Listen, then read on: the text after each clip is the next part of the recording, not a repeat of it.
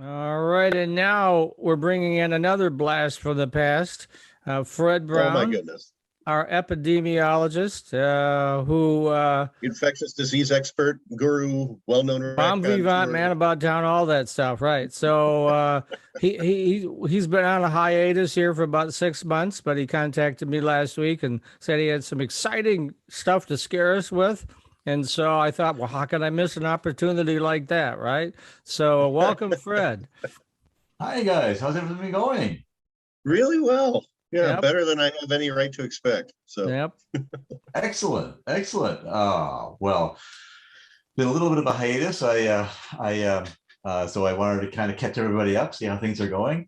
But generally, we've had some challenges with COVID that have come back to haunt us. So I thought I might give you some thoughts about it, if it makes sense. Yeah, And absolutely. so I okay, so where are we? Oh, I keep hearing conflicting information. I hear people saying that this Delta variant is sort of on the decline and some of the number trends are good, but then I wake up this morning and see that Michigan is one of the 5 states where numbers are going up. So it seems to be a little bit of everything these days. Where are we at? and I just activated the share button. So if you want, I'm oh, sure you want to share your screen, right? So, I do. Thank you very much. I will. Let's see if I can find here we are. So yes, well, so there. The answer is that we were doing a little bit better than average, and so unfortunately, what we knew about 2 weeks ago was that things were going to start to get, the projections were all that Michigan relatively was going to get slightly worse because if you look at all the projections, they were all, there was a small band going, yeah, we could keep getting better. There was an awful big band saying we're going to get worse, and so we did manage to project that appropriately, and we are in an upward trend here. Again, unfortunately, um, there have been a couple of things that Michigan could be doing better, and we'll get into them a little bit. I wanted to give you a sense of what of the scenarios, right? Because whenever you get into this many unknowns, even the best predictors are challenged. So back last, let's see here. Can you guys see my screen? Okay. yep. Yep, Why So don't you make it back, full screen here? There we go. yeah. So there Okay, you back go. perfect.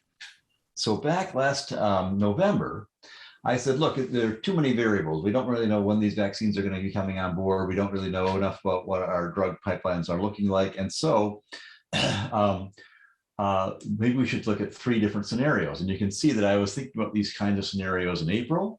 And I was thinking, gosh, it's going to be a marathon. It's going to take us a long time to get this thing under control based on our existing information. By September, things were looking a little bit better. And by November, I was feeling pretty confident that we were going to have, we were going to be getting lucky with great vaccines, which we did. What I didn't realize is that people wouldn't take them. That is a problem. Yes. Oh, what is it? What is the old joke? No one ever went broke underestimating human intelligence. Yes. Okay. All Oh right. my gosh. So here we are. We've got one of the best vaccines I've personally ever worked on in my career. I've been in this business for 40 years. Yeah. We just got the WHO to agree that a big vaccine I've been working on since 1992 in malaria with GlaxoSmithKline will come on stream, and it's 30% effective. And we're all just jumping up and down for glee, saying, "Thank goodness we're going to be able to prevent 30% of malarial infections compared to something that's 95% effective. And we can't get anyone to take it." It's like So at any rate, you can get a sense of where we were back last November. Almost a year ago, we were thinking, here's what the economy is going to look like. It should be like to be V-shaped, possibly square root. Now we are starting these things flattening out with employment projections. Sadly, I hope that it's turned back around again. We were doing so well with that, with the COVID vaccination and the reduction. People got, I think, a little bit overconfident. You can see that the deaths, I thought that if it was a marathon, it would be 650,000 deaths until we finally get this under control. We already are exceeding that. So, unfortunately, there's been a bimodal distribution. Part of us are on, we've taken the luck and we said we'll take the vaccines, and those are, you can see the states that have done that. Largely in the north, in the Northeast have been most vaccinated. And then you can see the ones that have decided to be more brutal about it. And so we have a bimodal distribution of responses, sadly, in the United States. It's not exactly what we predicted, which is why we do scenario planning. And what we said back in the day, this was back when we knew that we had a vaccine. We knew it was 95% effective. And this was the projections we were making. We said, look, if we're in this band of very good, so the purple is the band that says this is when we're doing everything right and everything goes perfectly, we should see this kind of drop off with death rates and with the COVID prevalence. And if you're in the gray line indicates that would be no vaccine. So we looked at those two scenarios, and we said, and we were trending on the blue line, and we said, we think it's going to look like the blue line, based on it's not going to be perfect, but it's going to be better than we think. And then there's going to be a chance that possibly in around August, if we're not controlling it properly and the vaccine or the variants come out and we have waning immunity, all of a sudden we start to get a bump up to, then we have to start to worry again. And so we projected that in August, we'd have a bifurcation. We'd either be continuing going down or we'd start to see an upward slope. And so here's what happened, right? Down, down, down, down, down till June. August 1st is where we were. And sure enough, right around when we projected, if things weren't going well, that we would that we would be on that line, right? So we should be going down, down, down if everything goes well, but instead we're on that line, that red line going up. So all of a sudden, at that point, I started getting worried right around end of July, and so I decided to do projections for the administration and told them that they have to take more action. And to their credit, in the next 2 weeks, Biden announced that he was going to start to mandate certain activities for the military, certain activities for people who are government contractors, because we realized that we were at a point where we just were getting out of control again. So where do you think what do you think is going to happen? That's August 1st. And so on that day, I sat down, and you can see that you could sort of imagine sort of a nice, sort of upward trend and then a nice sort of downward trend. And there would be a nice Poisson distribution, and we'd all be on our way again, right? Well, when you run the number, sadly, here's where that number starts, and it just keeps going up and up and up and up. And you can see eventually you start to run out of people to infect, and we start to get more immunity, more vaccinations continue to keep going, and we start to get boosters putting into place, and all of a sudden it starts to go back down again. So you can see here is my projection August 1st, and it was pretty much right on. It's within about 2% of what the actual is. And right now, the problem is that I was hoping it was going to go down significantly because people would get scared and they'd start to vaccinate, and we'd start to have boosters rolling out when Biden promised them on September 20th. I don't know if you remember that, which were also delayed. So these little things, these little factors really make a big difference. And what's happened is it started to level off, right? And that's really dangerous. Either it doesn't keep going down, or it comes back up again, because we're getting into the winter season. We know exactly what happened last winter. And we've still got the country among people who are eligible, we still have the size of the country of Italy not vaccinated. And these people are largely concentrated into two big reservoirs. First of all, most of these people are not insured. They don't have any health insurance. Oh boy. The vast majority. That actually is a bigger predictor than their political party or anything else. So do they have health? Are they taking their health seriously? Do they have insurance? Do they really, are they on a are they thinking about their wellness in a constructive, systematic way or not? And the answer is no. so that's the first big reservoir is among the uninsured. And then when you look at the demographies, the two demographies that we're worried about are the rural demography, the rural poor, the rural white poor, frankly, and the urban mixed race, also poor. Luckily those groups don't mix too much, but there's still a huge enough reservoir the size of the country of Italy among them that they're going to create their own environments for this virus to continue and to continue to mutate and become more powerful. So that's why you can see that number going back up again. especially this timeline's wrong. Oh no, January 1st, January. Yeah, by Christmas we'll be slightly worse than we are now, unless we have enough vaccination occurring in the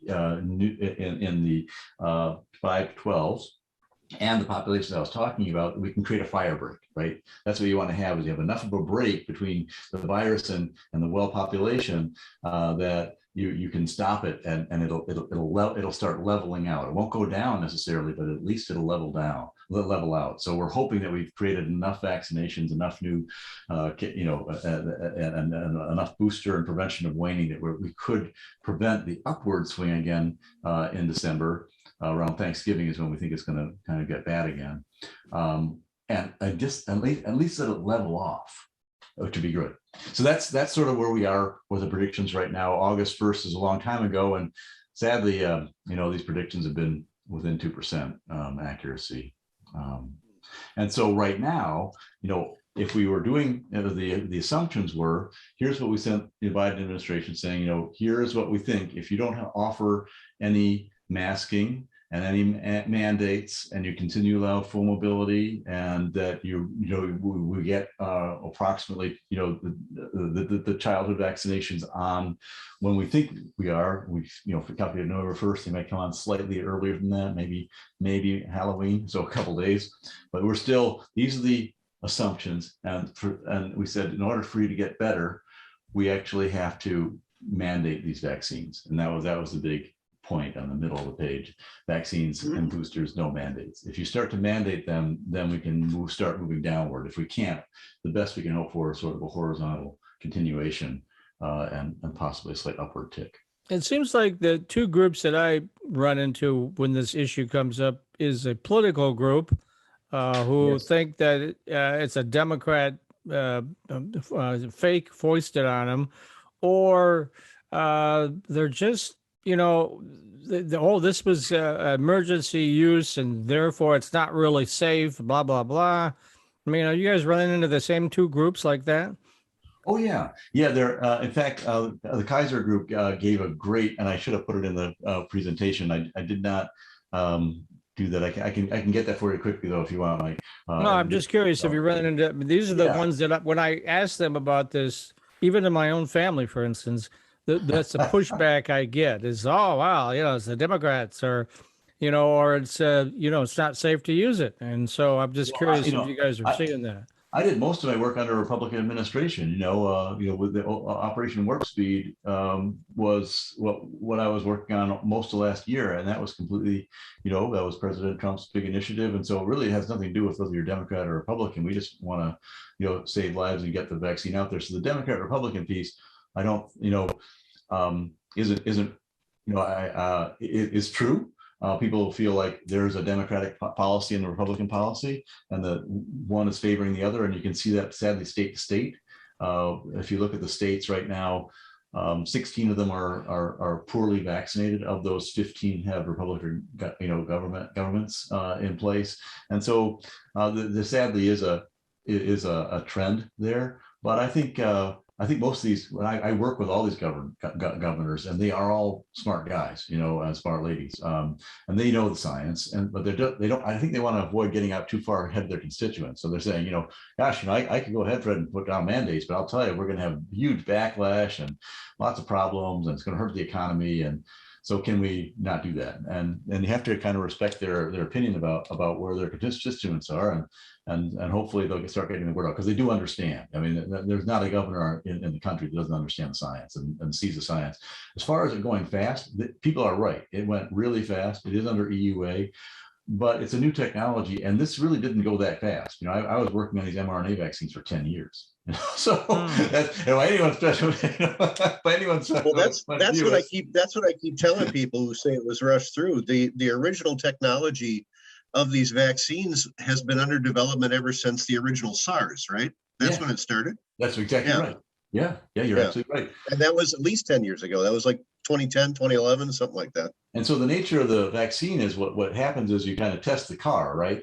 And then you put a different engine in it, and it still works, and then you just say, the car's still working, everything's cool. And that's what the FDA did. It says, we have this platform, it's the car. We change out the engine a little bit. We change the color a little bit. So it's now not for SARS, but it's for COVID. And, you're off and running with a very fast demonstration of efficacy because you've got the safety piece in place. You've got and the question is whether it's going to work. And the reason it went so fast is because this virus was so deadly and so prevalent, right? Normally it takes a hell of a long time to test this stuff because you got to find a separation between the healthy group and the sick group. And if you don't have enough sick and healthy people out there, it takes a long time. So like with Ebola, we couldn't find the population. We'd be setting up in Sierra Leone, and the outbreak would occur in Nigeria, and you go, gosh darn it, I wanted to go here in Sierra Leone, and I don't have, I can't get over to Nigeria to test the people who I need to test, for example. I'm changing some of those countries, but here it was a pandemic. You could find people everywhere who are going to be infected by this disease, and so you didn't have to go around searching for them. And so that's the reason that it went so fast. It was because we were doing so badly with it, and it was killing us so fast and at such a high rate. It turns out it's really easy to test something's efficacy when you have that situation. So that's those are some of the factors that were there. And the truth is, we have tested this vaccine on more people than any other vaccine ever invented. I mean, we have hundreds and we're billions worldwide. I think in the United States we're 260, something like that, 260 million people. So that's a big testing sample. So if there was going to be something cropped up, we would have found it by this point. And here is sort of the data. And this comes from across all the different countries. There's a lot of different countries reporting in. Israel's finding it at like 15 times. But basically, if you get vaccinated versus people who don't get vaccinated, people who get vaccinated are in the blue, and the people who are unvaccinated are in the green. And you can get a sense of just how important it is to get vaccinated, because if you get vaccinated, you're not going to transmit this disease as effectively. And we'll actually show you the breakout of that in a second. If you get vaccinated, you will reduce your chance of going to the hospital by 25 times. And if you take the vaccine, you also won't die at a 25% rate, 25 times rate. So yeah, I just got my booster on Friday for the Pfizer one. So excellent. I got mine a couple weeks ago, and I'm a Moderna guy, so I'm still waiting. So I know I've got some friends who are Moderna people, but not to worry.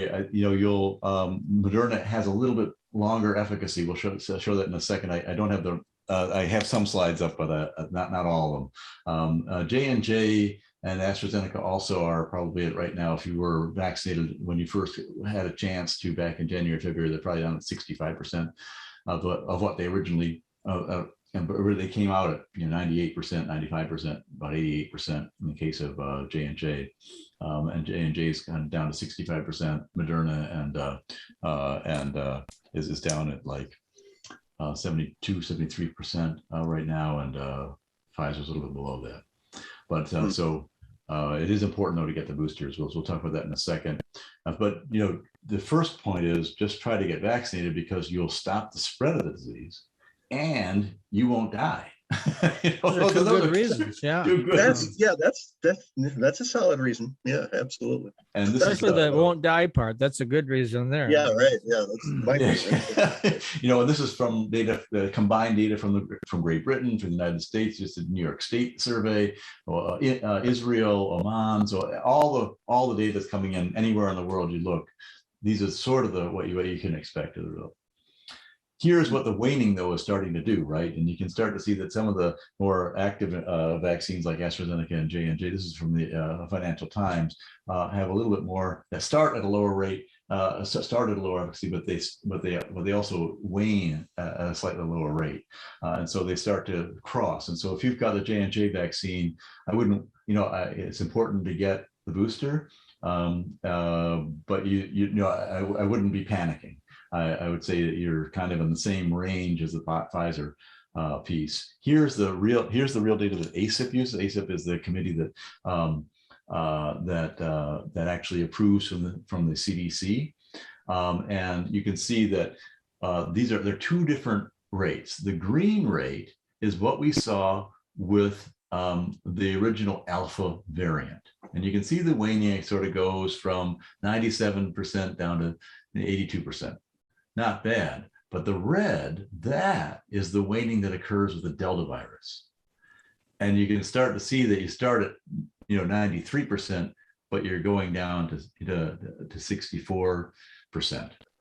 And that's pretty consistent across Pfizer, all the way across all the age groups. Now, for hospitalization, we do see a higher number of people who are at risk, and a higher number of people who are older going to the hospital, even when they're vaccinated. And that's why the CDC came in and said, even if you're at risk, even though, the FDA didn't recommend this, we recommend you get a booster now because of this extra data that they got between the point of the FDA review and the CDC recommendation. That's why that happened.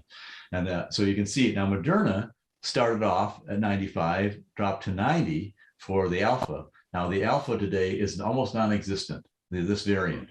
All you want to look at is the red line, and you can see it starts at 95 and goes to 70. That's why I'm saying you're still kind of at the same rate. If you get the Moderna approval, in the next week, you're still sort of at the same level of risk as those Pfizer recipients, because Moderna actually has a slightly longer period in which the waning doesn't go down quite as fast.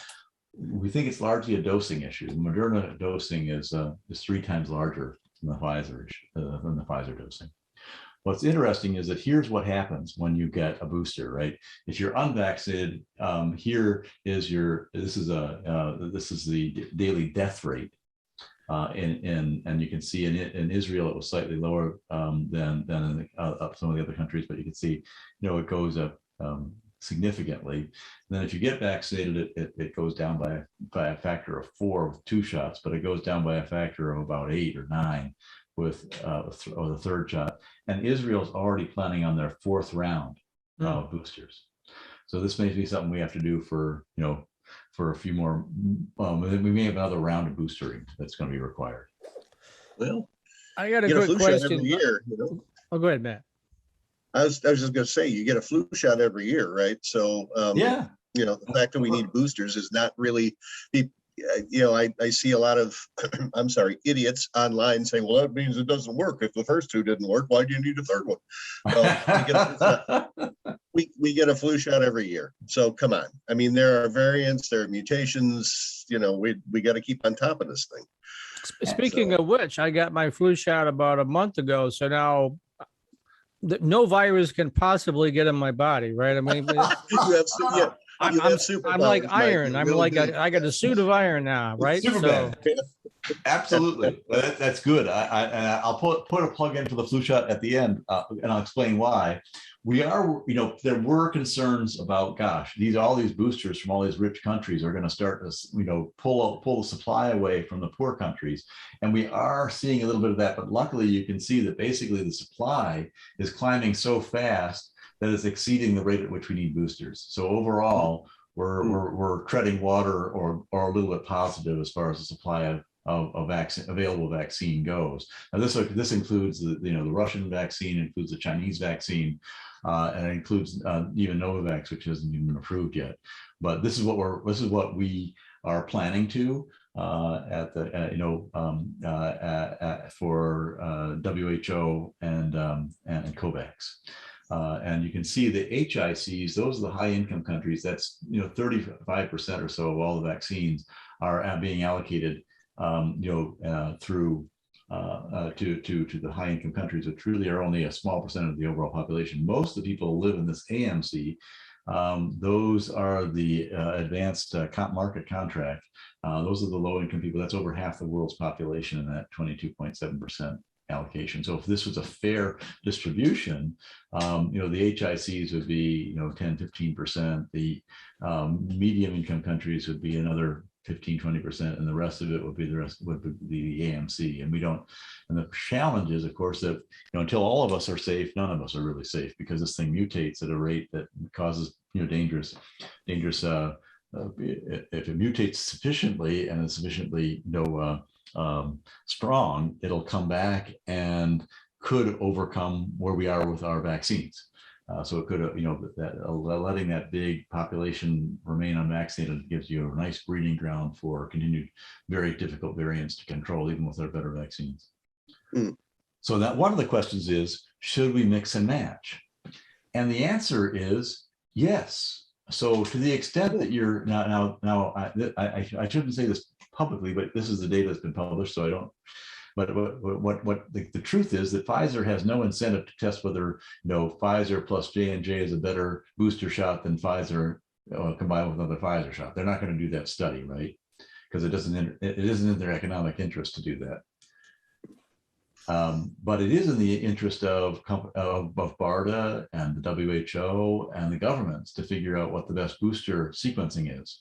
And this is an example of what we're finding early on, is that if you mix and match on the A and C side, you see just the booster shot with AstraZeneca. So we didn't use US based capability, but AstraZeneca is very similar to the J&J technologies, right? So you can see that basically on level C, the percent inhibition, it goes down in a pretty straight line, right? Now we've tried to mix and match AstraZeneca first with Pfizer second as a booster. So we went through AstraZeneca 2 shots, then a Pfizer booster. That's the B and D diagram. And you can see the most important graph is that D diagram, which you maintain all this inhibition of the virus all the way through 200 extra days, and then you drop off.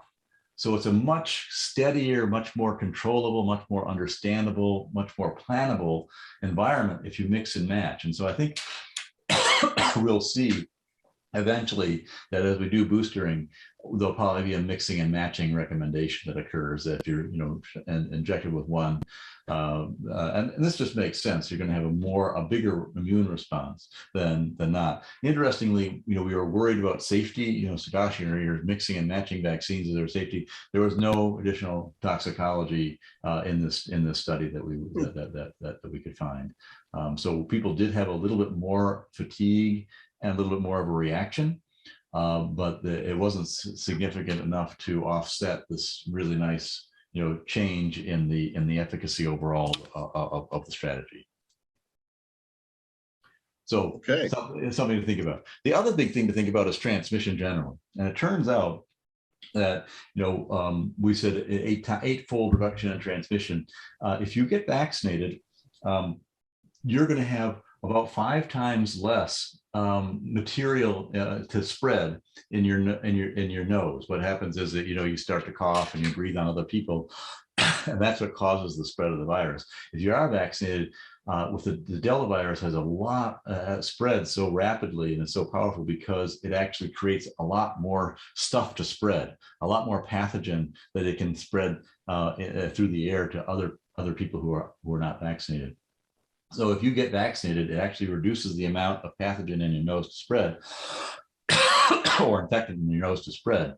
And you can see that basically it's the viral load levels are very different between a vaccinated person and a non-vaccinated person. Which is important. I'm having some coughing challenges. So are you simulating what people shouldn't be doing, or I'm just kidding? Yes, I'm simulating. I apologize. I don't have any water next to me, but I'll try to keep pushing on through. Okay.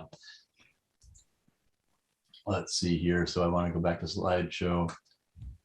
And probably be better if he had some cognac with you. Exactly. Right? Yeah. Yes, I should. You're right. That would clear up that cough in a hurry. So one of the big questions is, should we still all be wearing masks, especially inside, especially over long periods of time? And the answer is yes.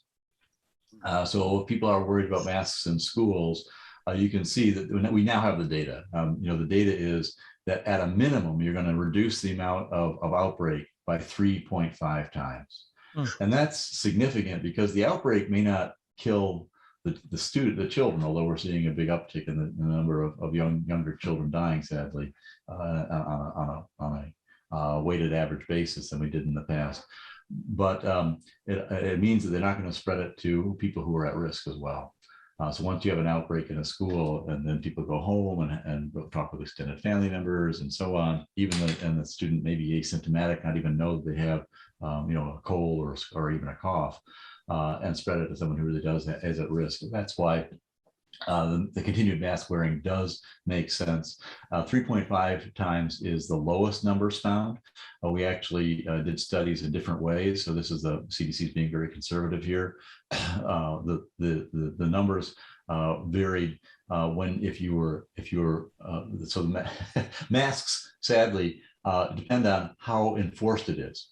So across all schools, regardless of enforcement level, it was 3.5 times. If you had a stricter enforcement level, where 80% of the children were wearing the mask 80% of the time, the number jumped to over eight times. So not only do you have to have the mask in mandate recommendation, but you also have to enforce that.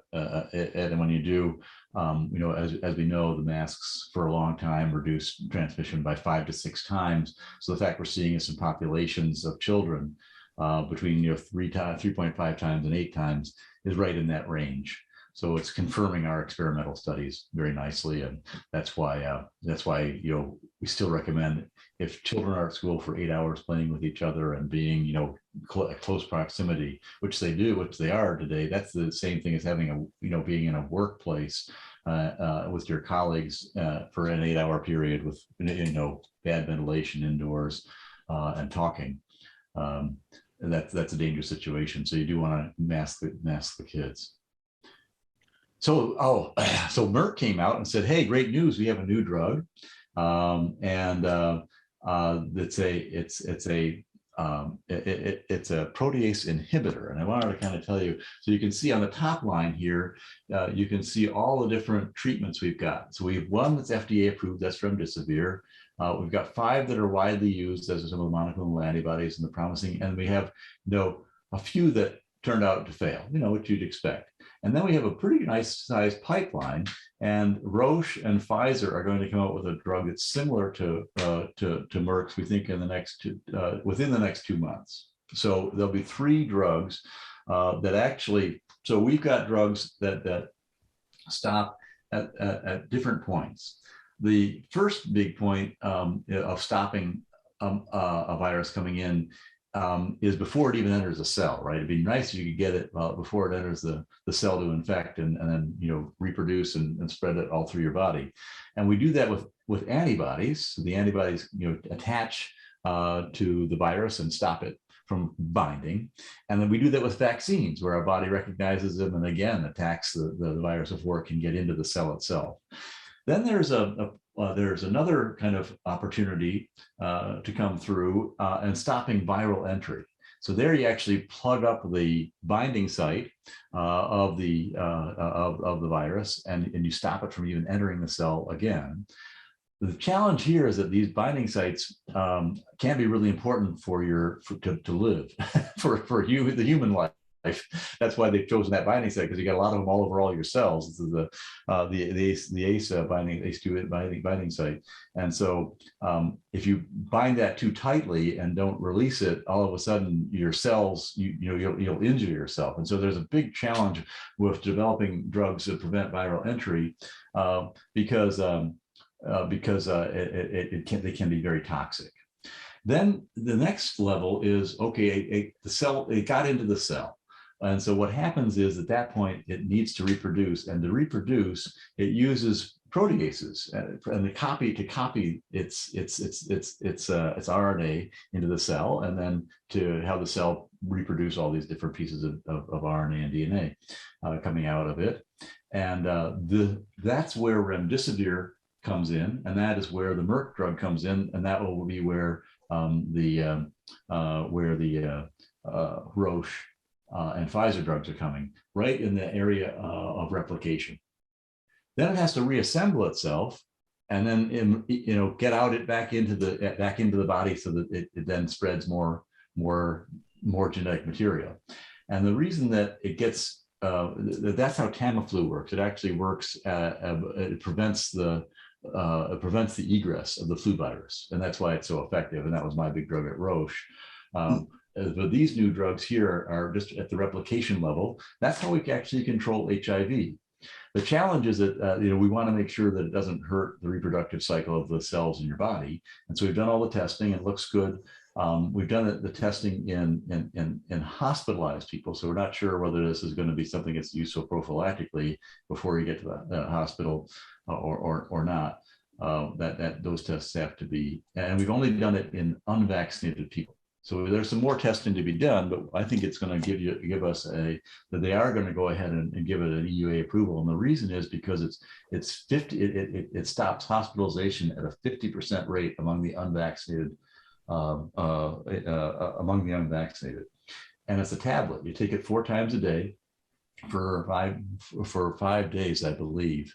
The whole course costs $700, and then but if you're coming down with COVID and you're feeling sick, this can prevent you from going to the hospital without having to have any infusions like you do with antibodies, without having to have or remdesivir.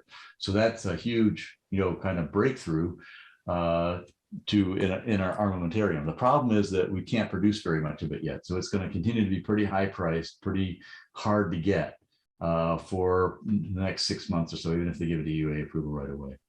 So that's where we are with that, and that is exciting. I mean, the fact we've got more to work with now. So we've got vaccines and antibodies to stop viral entry and stop the virus from getting to your cell. We now have remdesivir and the protease inhibitors that are coming out now from Merck, as well as Pfizer and Roche. And then we're still working on ways of stopping the DNA from making its way back out into your body through getting through the cell membrane. If that all makes sense. Now, the other thing I wanted to ask is I've seen some news coverage on, I can't tell you which one that is, that now would be available for children 6 to 12, but I can't remember which of the ones it was. Yeah, so for vaccines, they're all looking at that pretty carefully. We're going to have our first VRBPAC meeting on the 6th. So the J&J and Moderna boosters are going to be looked at middle of October. And by the end of October, we will have, they're already submitting. So we should have by I think it's October 26th is the meeting for looking at the 5 to 11-year-old population. That's been done by Pfizer. Moderna has originally we're going to go straight for full approval, but they decided to go the EUA route. So we'll have that earlier than we thought. And then Moderna is about 2-3 weeks behind that, and they're looking at kids as young as 2, and we won't have all that data until early next year. So the 5 to 11-year-olds likely EUA approval by around Halloween, and then the 2 to 5-year-old vaccine likely to be late January, early February. Okay, well, I have a granddaughter who just turned 1 that I'm. She just got her first flu shot, by the way, and absolutely no side effects, but absolutely no adverse anything. But I mean, I'm concerned for her, and that's why I'm still being so careful. I mean. Oh yeah, and it's going to take us some time before this becomes before it becomes something that becomes a childhood vaccine. It'll probably take 5 to 10 years for it to roll out as a childhood vaccine. That's part of the normal suite of vaccines that we get. But she's already had about 14 shots. So exactly. Right, I know. It'll probably be a combined shot. So you can see that how is the United States doing? The answer is we spent more on trying to stop COVID than all of the other wealthy countries in the world combined. I believe it. And it's 8 times more than the rest of the wealthy world You know, so how did Europe Is do? How that did is that Japan do? mostly just because of this whole? I saw today there was some hashtag on Twitter trending like "not comply" or "won't comply" or something like that. I mean, Well, is that the reason the death rate's so high? well, most of the reason that the rich people, in fact, the rich countries all spent more, and the reason the rich countries all spent more is because we have diseases and predisposition um, more than other countries do for COVID death. You know, so the cardiovascular problems, the diabetes problems, those are all, many of those are problems that are disproportionately in wealthy countries. Right. And so that was a lot of it, is that we lost a lot of people who were productive and in some of their best years of life, and because we lost so many people, we actually shut down the economy in order to stop it, which was the right thing to do, you know, back last April. Today we won't be doing that anymore. But that's why it just costs so much money for us to overcome, and you get even where we are, which is sadly the worst performing country in the world as far as deaths per capita go. Attributed deaths per capita. Yeah, we're 254 on that per 100,000, which is off the charts. UK comes in second at like 201. So now, what's interesting is that you asked about school kids.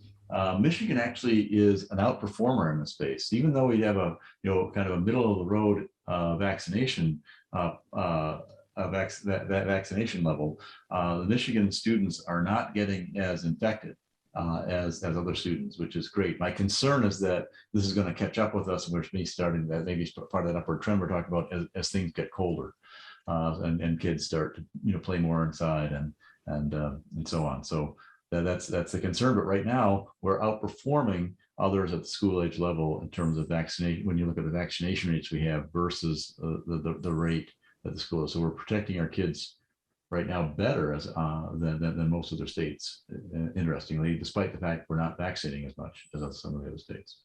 The long COVID, that's the big question, is how bad is this really? And the answer is it's at least, we think it's about twice as bad as getting the flu in terms of long-term effects. And you can see, here's the amount of time, after you've gotten, here are the symptoms. And in the red, in the blue is where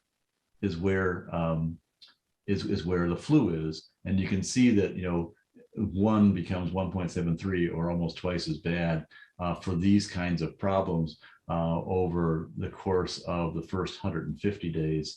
And then once 180 days. And that number gets to be significantly worse as you move further out. So it's worse to begin with, and it lasts a lot longer than long-term flu does.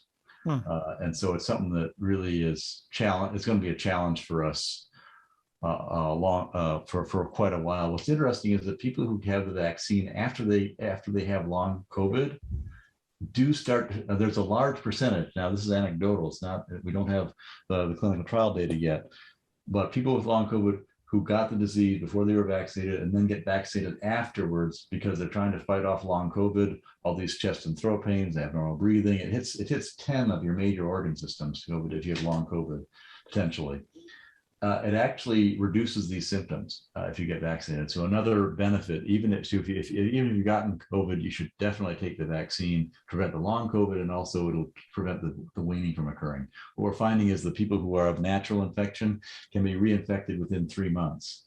Now, sometimes it lasts as long as 16 months, like we have the data for our vaccines, but it often it's less predictable how much protection you have, and it can fall off earlier and faster, which is why even if you and furthermore, if you get COVID period and then have a vaccine afterwards, you have a much longer time before you need the next booster than the person who has never gotten COVID before, because you got so many more antibodies in your system, and it rejiggers your whole immune system. So the last big message is, and you guys have already said it, is it's important to get the vaccine, the flu vaccine. Get the shot. Don't be weird. Get the shot, people. Come on. Do you know why it's so much more important this year than it was last year? This is important. Well, because last year we were being more careful with social distancing and masking, right? And this year people are sick of it and they're not doing it anymore. You That know, that I've seen some of these sporting events that just got my hair standing on end. Oh, I You know know, the Alabama game. Oh my God, at Texas, I was like, oh, you got to be kidding me. and that's indoors. That's indoors. Come on, you know. I mean, I know, I know. uh, So the reason I is you're right. That was the behavior. So the behavior was we wore masks and prevented flu last year. So what happens is when you prevent the disease, even though it's endemic, is that then when you actually stop wearing your mask and you're much more susceptible to it because you haven't built up any antibodies to it, right? Because last year we didn't have any, you weren't really at risk for the flu. So this year, even you're much more susceptible to it because you have that much less immune response ready to go because you didn't have any exposure for now almost a 2-year period. So it's actually more important this year than ever to get vaccinated for the flu shot. okay. Got it covered. Well, thanks, Fred. It's been a pleasure. It's so great to see you guys. And Yeah, we'll and look forward don't to the next one. come back sooner. I mean, we'd love to see you more than once every 6 or 8 months. You know. Yeah. It's a deal. It's a deal. Well, hopefully we'll have this thing under control, and we'll be happier. They'll be happier. I think, our big chance is after January, and by mid-January, if we can move this down and create that firewall I was talking about, there is a chance we can start to get to more normalcy. But I wouldn't let up your defense through Christmas. That's for sure. Well, let me ask you a couple of quick questions because the holidays are coming and we will be indoors and I'll have to visit, not I have to, but I will visit family, dysfunctional as we are. So you've got Halloween. Should kids be out trick-or-treating on Halloween since it'll be an outdoor environment? But yes or no? I'd wear a mask. If you have a choice, it's why not? And outdoors, I think it's much less dangerous outdoors if you can stay outdoors. Don't go to Halloween parties though. Okay, and then Thanksgiving dinner. Well, they're usually grouped in a small room around a big table with lots of food, and obviously you're indoors. Yes or no? I wouldn't do it even if you're fully vaccinated. I don't think we're going to have enough kids vaccinated, and the travel is a danger. So I would still reduce travel, reduce children under 12 exposure of yourself. Think about and I probably would have Thanksgiving, on your own this year. So, Yeah, I was gonna say if we're doing it at all, we're doing it in a very small group. So yeah. and avoid travel if you can. And then, of course, Media bubble only. there's all the various holidays at the end of the year for all the various religions, and they all want to get together with everybody. Not so much, right? Yeah, don't join a choir. You don't want to be in church singing. Trust me. It's funny. My church has just gone back to in-person worship, and we are singing in church, but there's a mask requirement. I find that interesting. So you can sing, but you got to be wearing a mask. So I guess that's sort of halfway there. I mean, it's better than not wearing a mask. Yeah, and if you can have your church services outside for a while, that's much safer. Once you get inside, then you got some challenges. Well, my church is old. It's drafty. I mean, I think the ventilation's pretty good, unintentionally, But and one thing we're going to do some more testing, right? So that hopefully these tests will come out. The government's spending $1 billion in testing. It doesn't go very far, but at least some of the people who are at risk can be able to understand what their disease levels are. We'll see more mandates, and we will also hopefully see more vaccination and boosters. So if everyone's vaccinated and boosted, it's a lot safer environment than if you're joining an average community where right now only 55% or so in Michigan are at that level of protection.